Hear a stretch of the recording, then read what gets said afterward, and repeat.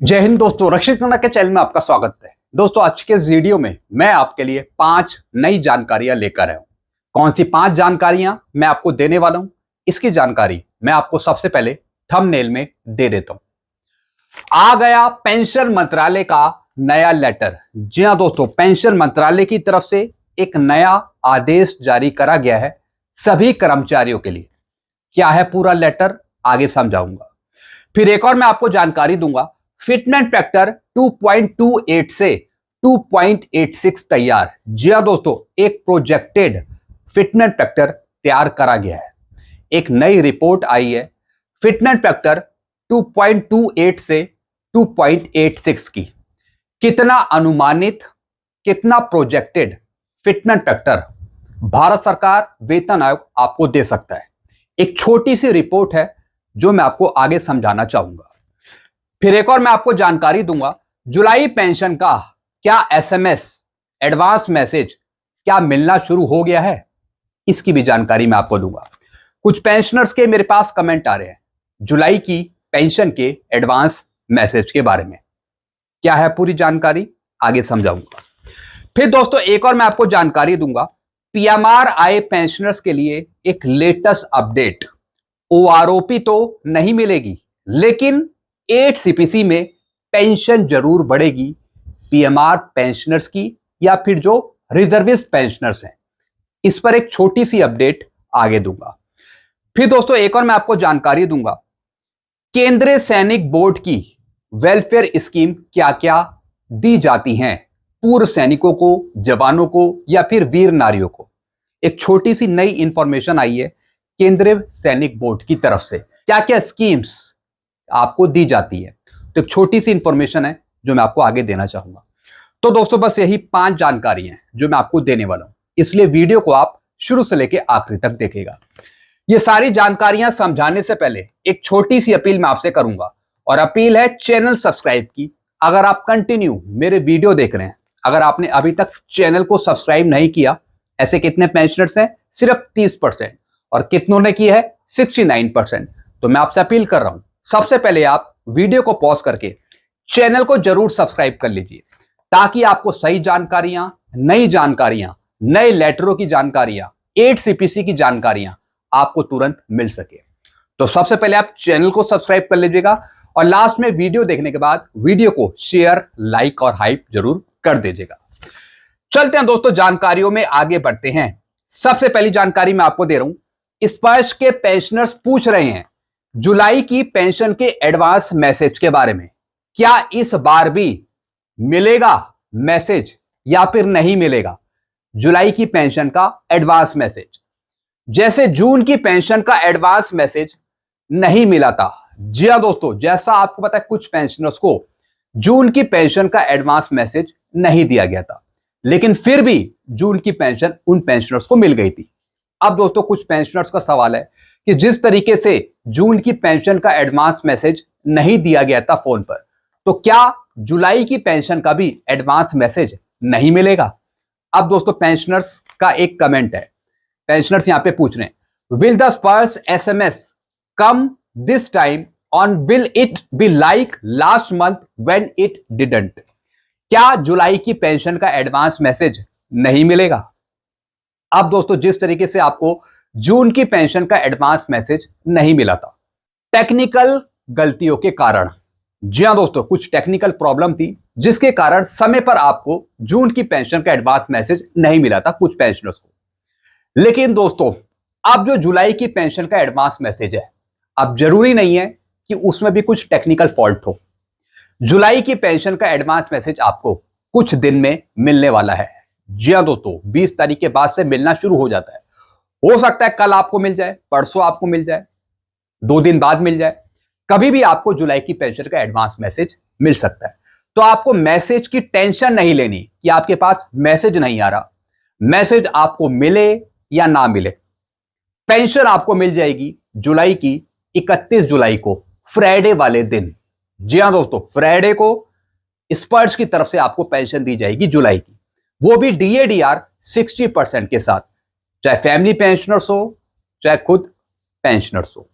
तो छोटी सी अपडेट मैंने आपको दे दी, मैसेज आपको मिले ना मिले, मैसेज की टेंशन आपको नहीं लेनी, सिर्फ पेंशन का आपको ध्यान रखना है। पेंशन आपको मिलेगी 31 जुलाई को। तो दोस्तों यहां पे आपको टेंशन लेने की जरूरत नहीं है, ये मैंने आपको जानकारी दे दी। चलते अगली जानकारी की तरफ। पेंशन मंत्रालय का नया आदेश जारी 16 जुलाई 2026 का। जी हां दोस्तों, 16 जुलाई 2026 को पेंशन मंत्रालय, ministry of personnel public grievances and pension की तरफ से एक लेटर जारी करा है, जिसका सब्जेक्ट है holiday to be observe in central government office during the year 2027। जी हां दोस्तों, जो गेजेटेड छुट्टियां आपको दी जाती है, जो आरएच आपको दिया जाता है, रिस्ट्रिक्टेड हॉलीडे आपको दिए जाते हैं कर्मचारियों को जो मिलते हैं, उससे संबंधित एक नया लेटर जारी करा है। अब दोस्तों देखिए इस लेटर में लिखा क्या है, यहां पे देखिए। केंद्र सरकार के कर्मचारियों के लिए वर्ष 2027 के लिए कार्यालयों की छुट्टियों की घोषणा से संबंधित यह लेटर है। यह आदेश वर्ष 2027 में केंद्र सरकार के कार्यालयों के लिए 17 अनिवार्य छुट्टियां यानी कि गेजेटेड छुट्टियां और 32 वैकल्पिक छुट्टियां, रिस्ट्रिक्टेड छुट्टियां घोषित करता है। जी हां दोस्तों, छुट्टियों से संबंधित यह लेटर जारी करा है। जो आपको गेजेटेड छुट्टियां दी जाती है, त्योहारों की छुट्टियां दी जाती है, उससे संबंधित यह लेटर है। जो आपको आरएच दिया जाता है, रिस्ट्रिक्टेड हॉलीडे दिया जाता है, उससे संबंधित यह लेटर है। तो दोस्तों यहां पर 17 अनिवार्य छुट्टियां, गेजेटेड छुट्टियां और 32 वैकल्पिक छुट्टियां आरएच घोषित किया जाता है। दिल्ली से बाहर के कार्यालय 14 अनिवार्य छुट्टियों के साथ 3 अन्य स्थानीय त्योहारों की छुट्टियां खुद चुन सकते हैं। जो दिल्ली से बाहर के कार्यालय हैं, विभाग है, उनके लिए 14 अनिवार्य छुट्टियों के साथ 3 अन्य स्थानीय त्योहारों की छुट्टियां वो खुद चुन सकते हैं। तो दोस्तों कौन कौन सी छुट्टियां आपको मिलती हैं, कौन कौन से आरएच आपको दिए जाते हैं, उसकी जानकारी इस पूरे लेटर में दी है। ये लेटर आप मेरे से ले सकते हैं और दे सकते हैं कि किस तरीके से कौन कौन सी छुट्टियां आपको दी जाती है, कौन कौन से हॉलीडे पर। तो दोस्तों ये मैंने आपको एक छोटी सी जानकारी दे दी। चलते हैं दोस्तों अगली जानकारी की तरफ। पीएमआर आए पेंशनर्स के लिए अपडेट। ओआरओपी तो नहीं मिलेगी, लेकिन 8 सीपीसी में फायदा जरूर मिलेगा। जी हां दोस्तों, मैं पीएमआर पेंशनर्स की बात कर रहा हूं, जो प्री मैच्योर आए हैं 1 जुलाई 2014 के बाद, उनको 1 रैंक 1 पेंशन का फायदा नहीं दिया जा रहा। ना ही ओआरओपी 2 मिली, ना ही ओआरओपी 3 मिली, और ओआरओपी 1 के दायरे में तो वो थे ही नहीं। अब दोस्तों इनको 8 सीपीसी में फायदा मिलेगा, और इन पेंशनर्स को ओआरओपी 4 का भी फायदा नहीं मिलेगा, जो 2029 में ओआरओपी 4 मिलेगी। अब दोस्तों यहां पे देखिए कुछ पॉइंट मैं आपको समझाना चाहूंगा। 1 जुलाई 2014 से पहले आए पेंशनर्स को ओआरओपी दी गई, जैसा आपको बताया, उनको ओआरओपी 1 भी दी जा रही है, ओआरओपी 2 भी दी जा रही है, और ओआरओपी 3 भी दी जा रही है, और आगे ओआरओपी 4 भी मिलेगी। यानी जब जब ओआरओपी रिवाइज होगी तो उन पेंशनर्स की पेंशन बढ़ेगी जो 1 जुलाई 2014 से पहले के पीएमआर है। लेकिन 1 जुलाई 2014 के बाद पीएमआर आए पेंशनर्स को ओआरओपी का फायदा नहीं मिल रहा। काफी पीएमआर ने कोर्ट केस भी किया, जीत भी चुके हैं, जब भी ओआरओपी 2 का फायदा नहीं मिल रहा, ओआरओपी 3 का फायदा नहीं मिल रहा। ऐसे पीएमआर पेंशनर्स को वेट करना पड़ेगा। जी हां दोस्तों, अभी अर्जी लगा रखी है, अभी अर्जी लगा रखी है। जैसी फाइनल होगा वैसी आपको ओआरओपी 2 या फिर 3 का फायदा मिलना शुरू होगा, लेकिन तब तक आपको वेट करना है, अभी नहीं दिया जा रहा। 1 जुलाई 2014 के बाद पीएमआर आए पेंशनर्स को ओआरओपी का फायदा नहीं मिल रहा।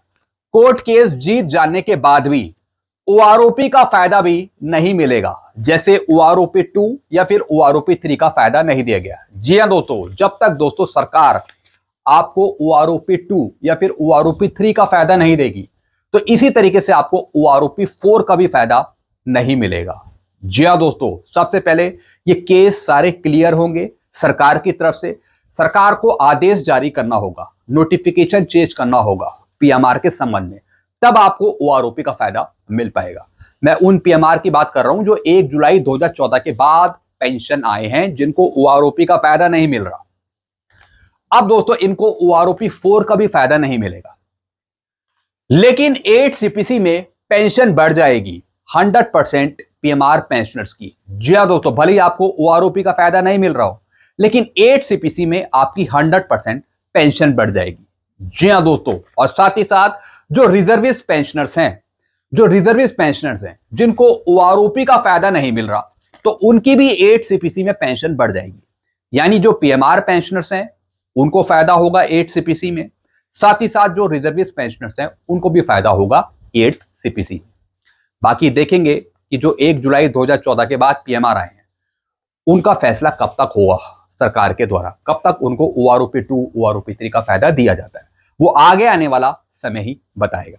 लेकिन 8 सीपीसी में आपको जरूर फायदा पहुंचेगा, 8 सीपीसी में आपकी जरूर पेंशन बढ़ेगी। मैं पीएमआर की बात कर रहा हूं। कुछ पूछना हो तो आप नीचे कमेंट कर सकते हैं। चलते अगली जानकारी की तरफ।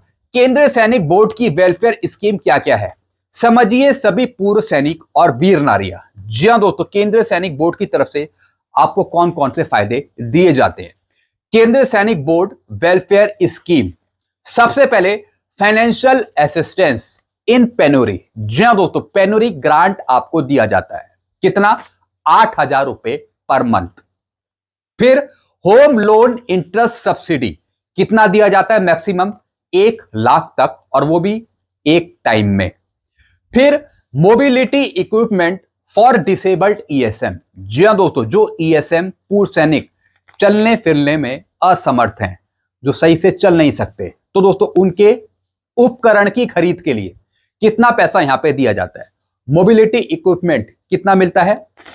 1 लाख रुपए, और इसे फिर 10 साल बाद आप दोबारा रीअप्लाई भी कर सकते हैं, लेकिन दिया जाता है 1 लाख रुपए।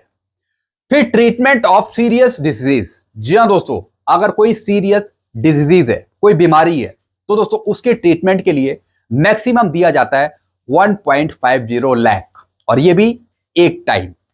फिर वोकेशनल ट्रेनिंग फॉर विडोज। जी हां दोस्तों, जो विडो हैं, विधवाएं, उनके लिए वोकेशनल ट्रेनिंग के लिए कितना पैसा दिया जाता है? 50,000 रुपए वन टाइम। कौन देता है? केंद्रीय सैनिक बोर्ड की तरफ से।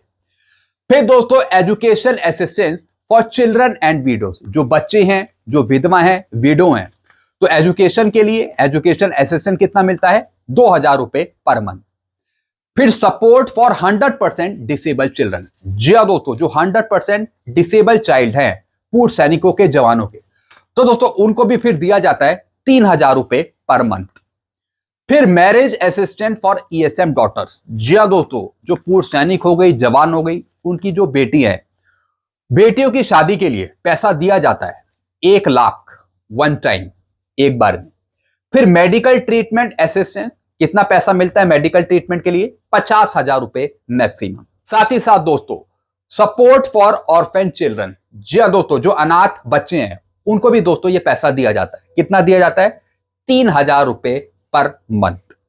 तो दोस्तों ये कुछ ग्रांट्स थी, कुछ अनुदान राशि थी, कुछ वेलफेयर स्कीम थी जो दी जाती है पूर्व सैनिकों को, या फिर उनके बच्चों को, या फिर उनकी वाइफ को, या फिर स्पाउस को।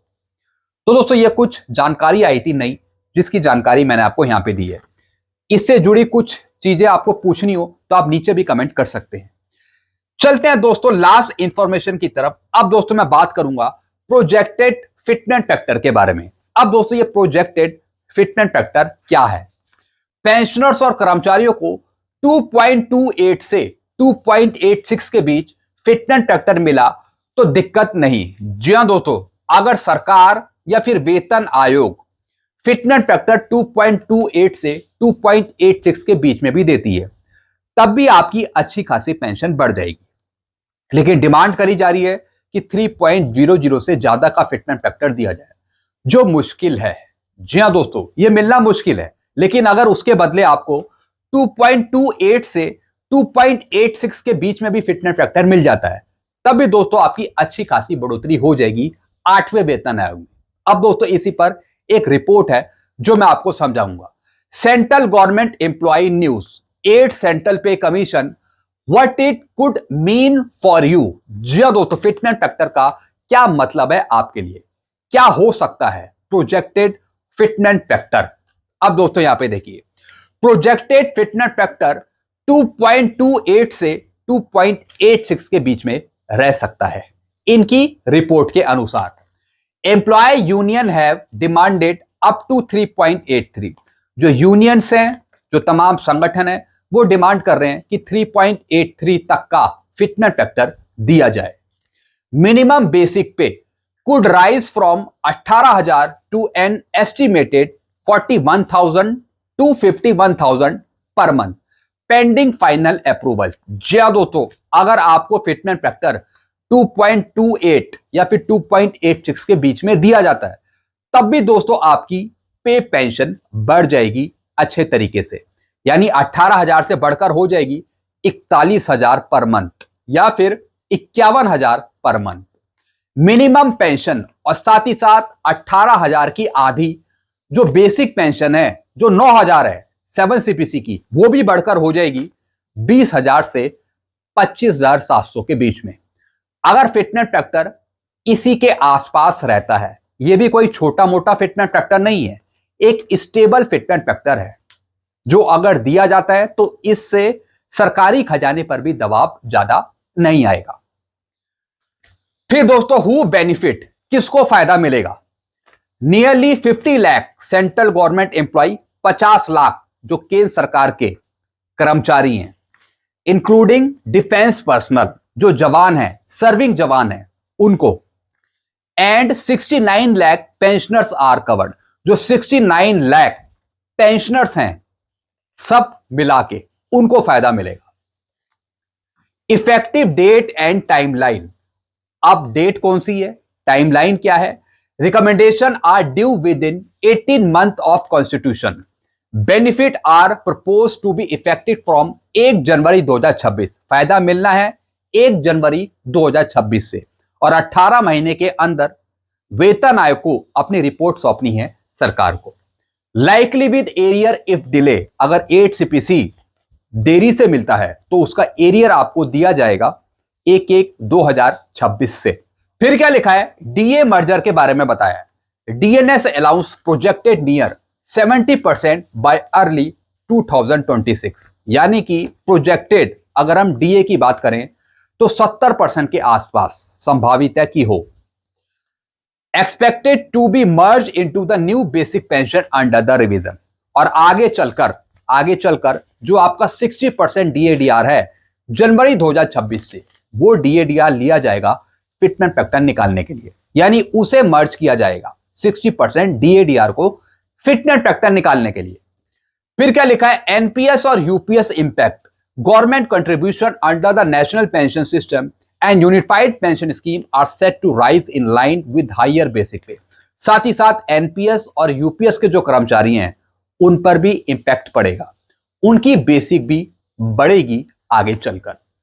फिर state consultation, the commission is holding state level consultation Delhi, J&K, Maharashtra, Telangana and more before finalising its report.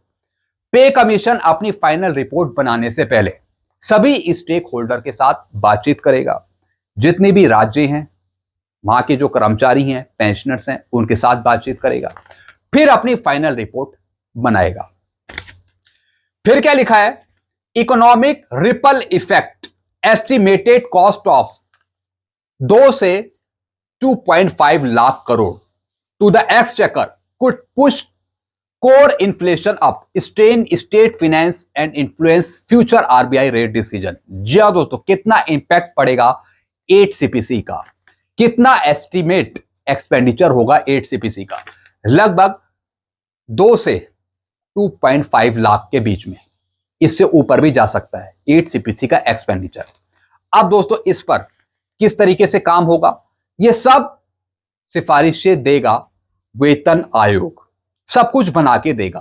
तब दोस्तों एक एस्टिमेट बजट कैलकुलेट किया जाएगा फाइनेंस डिपार्टमेंट की तरफ से, तब दोस्तों एक बजट निकल के आएगा, और उम्मीद कर सकते हैं कि अगले साल पेश होने वाला बजट में 8 CPC का बजट इंक्लूड हो। लेकिन बजट से पहले वेतन आयोग को सिफारिशें बनानी पड़ेंगी, बताना पड़ेगा कि इतना खर्चा आ रहा है पेंशन बढ़ाने में, कर्मचारियों की सैलरी बढ़ाने में, भत्ते बढ़ाने में। एक खुद का तैयार करा हुआ एक्सपेंडिचर बताना पड़ेगा वित्त मंत्रालय को, तभी वो उस आधार पे बजट तैयार कर पाएगा। तो दोस्तों ये कुछ जानकारियां थी जो मैंने आपको यहां पे दी हैं। बिल्कुल सही जानकारी है, एक्यूरेट जानकारियां हैं। फिटनेस ट्रैक्टर प्रोजेक्टेड इन्होंने बताया 2.28 से 2.86 के बीच में कि अगर इतना भी मिल जाए तो आपकी पेंशन सैलरी अच्छी खासी बढ़ जाएगी। बाकी आप क्या कहते हैं फिटनेस ट्रैक्टर के बारे में, जरा कमेंट में आप जरूर बताएगा। क्या आप इतना ही फिटनेस ट्रैक्टर लेंगे या फिर इससे ज्यादा लेंगे, 3 लेंगे या फिर 3 से ऊपर का लेंगे? आप कमेंट में जरूर बताएगा। क्या इतना फिटनेस ट्रैक्टर मिलना आपके लिए काफी है? जरा कमेंट में आप जरूर बताएगा। तो दोस्तों ये कुछ जानकारियां थी जो मैंने आपको दी। कोई नई जानकारी आएंगी तो मैं उस पर जरूर आपके लिए वीडियो बनाऊंगा। तब तक के लिए दोस्तों आप चैनल पे बने रहेगा और वीडियो को जरूर देखते रहेगा। चैनल को सब्सक्राइब करना मत भूलिएगा। Thank you so much.